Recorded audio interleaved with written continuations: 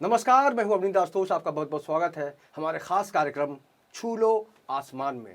और आज हम आपको एक ऐसे कलाकार से मिलवाने जा रहे हैं जिन्होंने हिंदुस्तान में तो छोटा मोटा काम किया है, लेकिन नेपाल में उनकी जड़ें बहुत गहरी हैं और फिर से एक बार वो बॉलीवुड में जमने का प्रयास कर रही हैं। जी हाँ, हम बात कर रहे हैं नेपाल की मशहूर एक्ट्रेस, डांसर और मॉडल, जिन्होंने बहुत अलग अलग तरीके का किरदार निभाया है। हमारे साथ हैं नीतू कोइराला। नीतू जी, आपका बहुत बहुत स्वागत है। Thank you sir. आपने बहुत कुछ कर लिया है, मॉडलिंग भी कर ली है, जी सर। स्टेज शो भी कर चुकी हैं, बहुत जी सारे सर। अवार्ड्स भी मिल चुके हैं, एक्टिंग भी करती हैं, जी डांस सर। भी कर सकती हैं, कर लेती हैं। जी। और डांस पर जब लोग झूमते हैं तब आपको क्या लगता है कि आपके अंदर सबसे बड़ा पावरफुल पक्ष कौन सा है?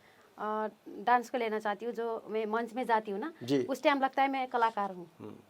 जो लोग के देखती हूँ, मेरे को हौसला देते हैं लोग। हाँ, हाँ। उस टाइम लगता है मैं कोई सेलिब्रिटी हूँ, ऐसे सर। बिल्कुल। और आप तो कलाकार तो हैं ही, साथ ही साथ हमने देखा कि नेपाल के जो बड़े बड़े लोग हैं, बड़े बड़े नेता हैं, अलग अलग सेलिब्रिटीज़ हैं, उनका भी बहुत ज़्यादा प्यार दुलार मिलता रहा है आपको। जी सर। मैं एक्चुअली मेरा फैमिली राजनीति फील्ड में भी है, जी। इसलिए मैं प्रोग्राम में जाती हूँ तो सब उधर ही मिलते हैं सर। घरैसी रिलेशन। और बॉलीवुड का जो अभी एक नया ट्रेंड आया है जी कि सर। हर तरह का एक सब्जेक्ट भी है, बहुत ज़्यादा बोल्ड सब्जेक्ट भी काम कर रहा है। आपने तो बहुत सारे किरदार निभाए हैं। अगर हम बॉलीवुड की बात करें, खासकर इंडिया की, तो जी, यहाँ जी, पर सर। किस तरह की इमेज बनाना चाहेंगी आप? मैं बॉलीवुड की बात कर लिया सर ने, तो मैं क्या सोच रही हूँ ना, अभी मेरी बेटी को लेकर आना चाहती हूँ फील्ड में। उसका एज भी है, काफ़ी रीड कराऊंगी इधर। अब कौन सा स्कूल में डालूंगी ये बाद में पता चल जाएगा। काफ़ी डायरेक्टर से, प्रोड्यूसर से मिल चुकी हूँ मैं। उनका सजेशन है कि कोई सेकंड मनीषा को जन्माओ, ये आपकी बेटी में खूबी है, इसलिए मैं इधर प्रोग्राम में आती हूँ।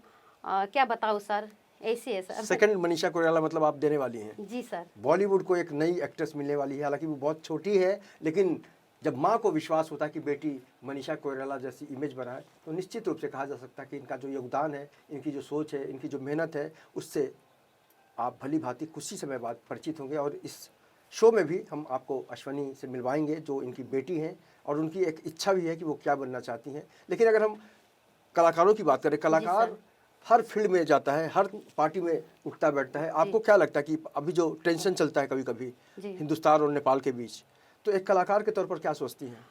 हम दोनों देश ना मिल के रहना चाहिए, क्योंकि ना एक दूसरे से सहायता हेल्प होता है ना, उधर से इधर, उधर से उधर। उधर भी काफ़ी लोग है, इधर का उधर का भी काफ़ी लोग है इधर। तो मैं क्या चाहते मिलजुल के रहना चाहिए सर। बिल्कुल। और दोनों देशों का जब मिलन होगा तो समझा जा सकता है कि कला की जो भावना होती है, कला तो बिल्कुल धर्म की जो दीवारें होती हैं, मजहबी दीवार जिसको हम कहते हैं, उसको भी तोड़ने का काम करती है। कला से मजहबी दीवारों को भी तोड़ा जा सकता है। लेकिन अगर हम आपसे ये पूछें कि आपने मॉडलिंग भी की है, एक्टिंग भी की है, डांस भी किया, सबसे ज़्यादा इंजॉय कब बात करती हैं आप, जो आपको लगता है कि मज़ा आ रहा है? मैं जब प्रोग्राम में जाती हूँ ना, उस टाइम डांस करती हूँ। अवार्ड प्रोग्राम ऐसे में जाती हूँ ना, उस टाइम लगता है कि मैं एकदम इंजॉय कर रही हूँ, सबसे मिल रही हूँ। सबने ऑटोग्राफ लेते हैं, और आप नेपाल से इधर भी बहुत सम्मान करते हैं सर मेरा। तो इतना प्राउड होता है एक नेपाली होके बॉलीवुड में आके इतना आगे जाना, ये चांचुने बात नहीं है नेपाल से। बिल्कुल। और बेटी के लिए क्या सोचा है? बेटी से मतलब क्या उम्मीद है आपको? बेटी को तो बहुत ज़्यादा उम्मीद है। मैं इसको ना सब रीड करा के, एक्टिंग, डांस। लेकिन प्रभावित तो आप ही से हुई होंगी ना? जी सर। इंस्पायर आपसे हुई होंगी। ये तो है सर। और हमने सुना कि आपने हर तरह की भूमिका निभाई है। जी सर। कॉमेडी भी की है आपने, जी सर। और विलेन का भी रोल किया है आपने, जी निगेटिव भी। जी सर। तो अब अभी ऐसा कौन सा किरदार है जिसको आप निभाना चाहेंगे? अब मैं नेगेटिव रोल करना चाहती हूँ सर। काफ़ी सूट करता है।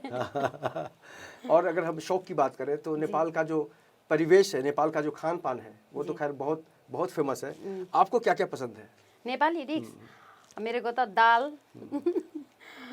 भात तरकारी बोलते हैं उधर। थकाली खाना भी बोलते हैं, ये अच्छा लगता है सर। नेपाल का टिपिकल दाल भात तरकारी। और यहाँ के मुंबई में जो अलग अलग सेलिब्रिटीज हैं, नेपाल से बहुत ज़्यादा उनका एक संपर्क रहा है। बहुत सारे लोगों ने नेपाल का नाम भी किया है, चाहे वो माला सिन्हा हो, उदित नारायण जी भी नेपाल के पास के ही हैं। ऐसे कई कलाकार हैं। तो आपको क्या लगता है कि उनका भी सपोर्ट मिलेगा आने वाले दिनों में आपको? क्यों नहीं, मेरा अच्छा है, सबसे लिंक अच्छा है सर। मनीषा कोइराला से आपका कैसा रिश्ता है? हमारे रिश्तेदार है, वो काफ़ी कजन है सर मनीषा। अच्छा जी सर, कजन है। तो निश्चित रूप से उनका भी पॉलिटिकल है, जी सर। फिल्मी है, आपका भी पॉलिटिकल है और फिल्मी है। तो मनीषा कोइराला के नाम के साथ साथ नीतू कोइराला और साथ ही साथ अश्वनी कोइराला का एक नया भी नाम आप बॉलीवुड में सुन चुके हैं, लेकिन मनीषा ने तो बहुत अच्छा काम किया है, जी बहुत सर। नाम कर लिया है। अब बारी है नीतू कोइराला की और इनकी बेटी की। तो निश्चित रूप से बॉलीवुड में जब कलाकार आता है किसी भी देश से, प्रदेश से, अगर उसके अंदर प्रतिभा है तो बॉलीवुड उसको आंखों पे बिठाता है। बस इंटरटेनमेंट होना चाहिए। चलते चलते उन लोगों को क्या कहना चाहेंगी जो सपना देखते हैं बॉलीवुड में काम करने का या फिल्मों में काम करने का, लेकिन उनका सपना पूरा नहीं हो पाता, क्या करना चाहिए उनको? जो लोग काफ़ी बैठे ना बॉलीवुड में, जो बड़े बड़े लोग, जी। उनको काफ़ी सपोर्ट देना चाहिए, ढूंढ के लाना चाहिए। जो गरीब घर का भी तो अच्छी बेटी होती है, बेटा होता है, उनको ढूंढ के लाना चाहिए। ये प्लेटफॉर्म देना चाहिए। एक्टिंग, डांस वगैरह सब फ्री में, फ्री कोर्स में सिखा देना चाहिए। यही बोलती हूँ आप लोगों से, जितने भी बॉलीवुड का डायरेक्टर, प्रोड्यूसर है, मैं ये बात बोलना चाहती हूँ, किसी का माँ का सपना पूरा करना चाहिए। बिल्कुल, और तभी तो मदर इंडिया कहलाती है। जी। अभी वक्त एक छोटा सा ब्रेक का। ब्रेक के बाद हम आपको मिलवाएंगे आने वाले दिनों की एक नई स्टार से जो नन्ही कली है और नीतू जी की बेटी है और मनीषा कोइराला बनना चाहती है। उस बारे में वो क्या कहेगी वो तो हम जानेंगे ही उससे, लेकिन अभी लेते हैं एक छोटा सा ब्रेक।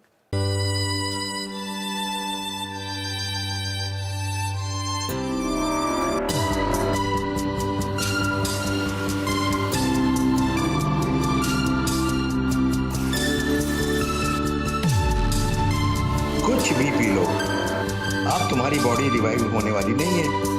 ये कोई मामूली टॉनिक नहीं, बॉडी रिवाइवल है। यहाँ भी बॉडी रिवाइवल। बॉडी रिवाइवल लाए, जीवन दोबारा पाए।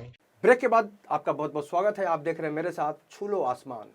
बात हो रही है नेपाल और हिंदुस्तान की। जी हाँ, नीतू कोइराला एक जानी मानी अभिनेत्री हैं, डांसर हैं, मॉडल हैं और बहुत कुछ सामाजिक क्षेत्रों में भी उन्होंने किया है। अब बारी है उनकी बेटी से मिलने का, जिन्होंने एक नया ख्वाब देखा है। तो आपका बहुत बहुत स्वागत है अश्वनी। और ये बताइए, कोइराला परिवार से जुड़ना, कोइराला परिवार का जो नाम होता है उससे कितना फ़र्क लगता है कि मैं भी, क्या कहेंगी आप? हाँ, एक तो कोइराला परिवार से हूँ और मैं बहुत अपने आप को प्राउड फील करती हूँ। हाँ, एक तरह की कॉन्फिडेंट मुझे मिलती है। मैं लोगों से बोलती हूँ, इंडिया में बहुत, मनीषा दीदी ने बहुत कुछ कर लिया और मुझे प्राउड फील होता है जब मैं अपने आप को कोइराला नाम से, मेरा नाम कोइराला। हमने सुना कि आपने कहीं कहा है कि मैं मनीषा कोइराला जैसी बनना चाहती हूँ। हाँ, मैं, क्योंकि उन्होंने बहुत मेहनत की थी और मैं भी, मेहनत तो सबको करना पड़ता है, पर हाँ, मैं मनीषा कोइराला की तरह। आपकी मम्मी भी बहुत बड़ी स्टार है नेपाल की। हाँ, तो उनका क्या क्या मतलब असर आया है आपके ऊपर? बहुत कुछ। उन्होंने मुझे सब कुछ सिखाया है, कैसे चलो, कैसे बोलो लोगों के साथ, तो हाँ, उन्होंने सब कुछ किए। मम्मी आजकल बोल रही कि मैं निगेटिव रोल में ज़्यादा कंफर्टेबल महसूस करती हूँ, करना भी चाहती हूँ, सूट भी करता है।